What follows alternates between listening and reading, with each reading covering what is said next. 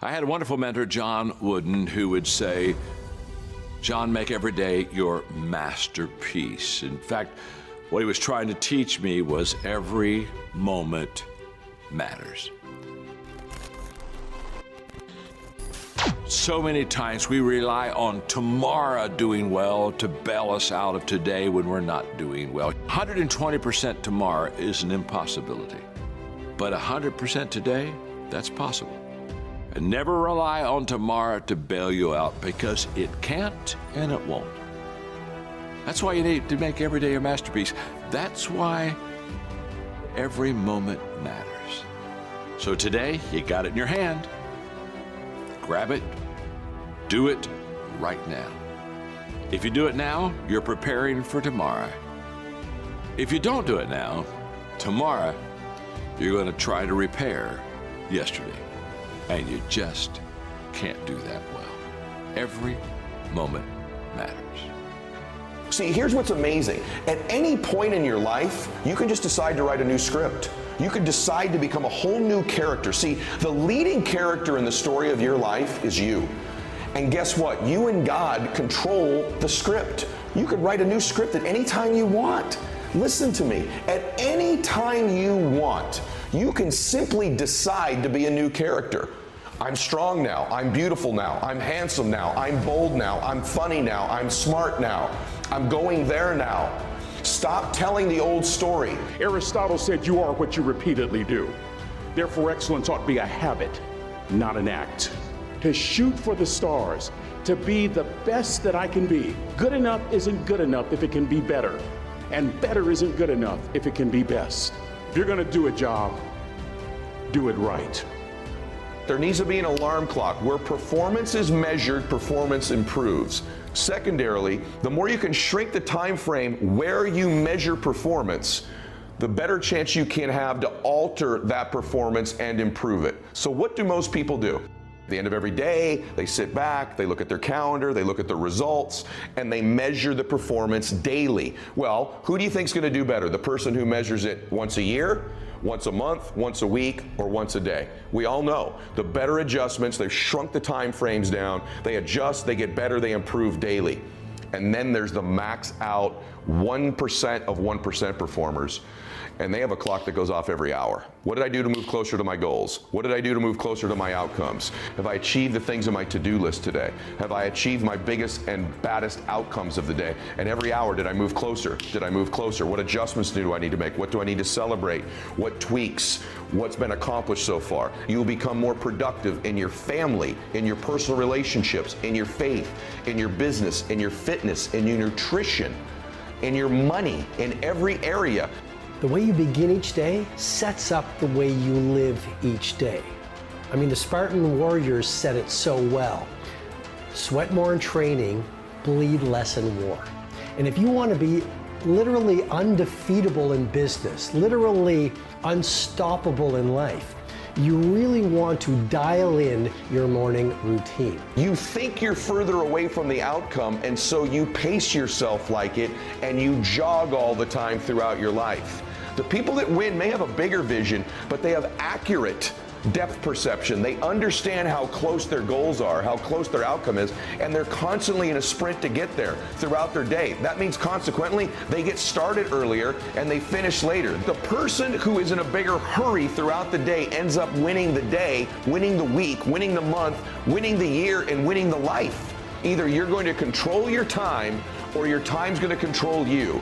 Either you are going to dictate the terms of your life, or you're going to be somebody who reacts and responds throughout their life. Show me your schedule and I'll get a sense of your true values. I mean, your schedule each day really does predict the rest of your life. So it's not about what you talk about, it's about what you actually schedule.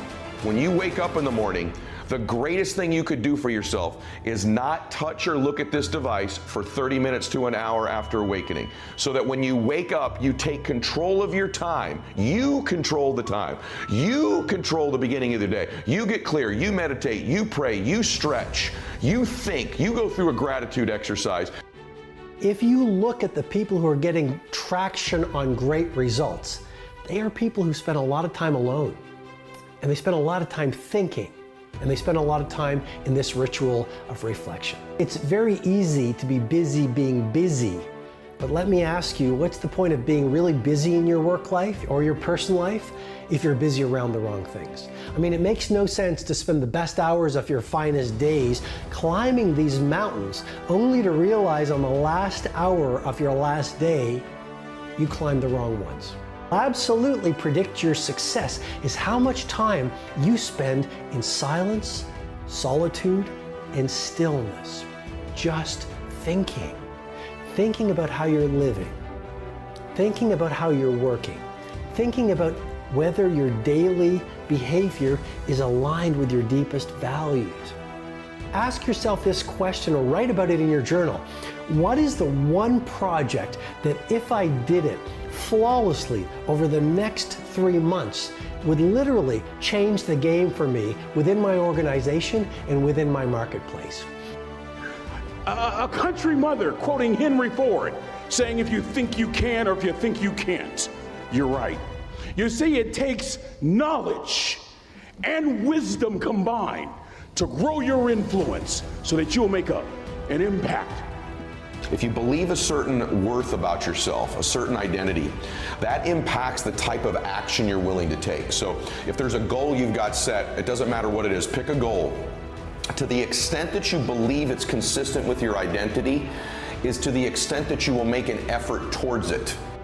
Inspiration does a lot better when it's coupled with perspiration. Everything worthwhile is uphill. You've never heard someone talk about accidental achievements. You've never heard someone that got to the top of the mountain and somebody asked them, how did you get there, kind of look confused and say, I have no idea. The reason they know how they got there is because they had to walk all the way up the mountain. Nobody lifted them, there were no shortcuts, there's not an elevator.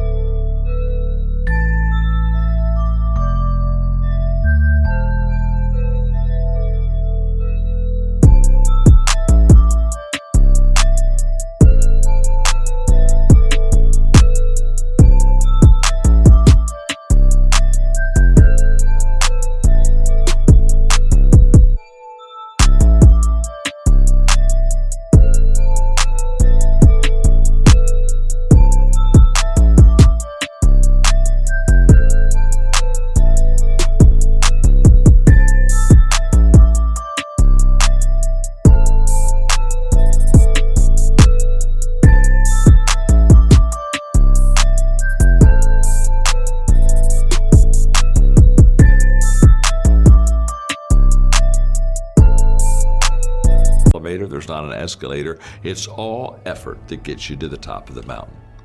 There are a whole lot of people, they want to be inspired in great things, but they don't want to do the hard work to achieve those great things. It's not either or, it's both and. A third grade dropout daddy who was quoting Michelangelo when he was a cook at Cal Maritime, saying to us, boys, I won't have a problem if you aim high and miss, but I'm going to have a real issue if you aim low and hit. It's not about making a nice impression. It's about making an impact. It's about doing your best. Wisdom will come to you in the unlikeliest of sources, a lot of times through failure. When you hit rock bottom, remember this. While you're struggling, rock bottom can also be a great foundation on which to build and on which to grow. I'm not worried that you'll be successful. I'm worried that you won't fail from time to time. Person that gets up off the canvas and keeps growing, that's